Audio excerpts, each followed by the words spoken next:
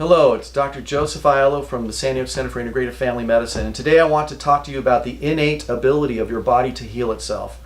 I don't think that general medicine deals with this and pays enough attention to it. Your body has the ability to heal itself. You don't need drugs and necessarily other procedures, because even with joint problems, we can help you to heal your body with platelets and stem cells.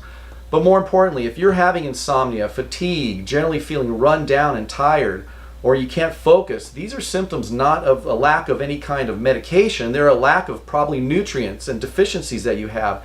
And here at the San Diego Center for Integrative Medicine, we identify those and then we help to treat you with them naturally. We use supplements, we change your diet up, and we help you to let your body then heal itself.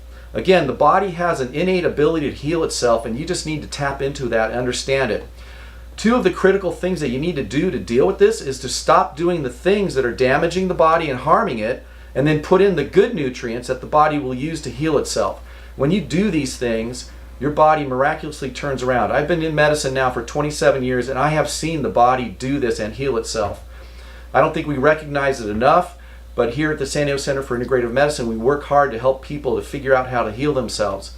If you have any questions or would like to know where you're at, please call us and get an appointment, and we're here to help you.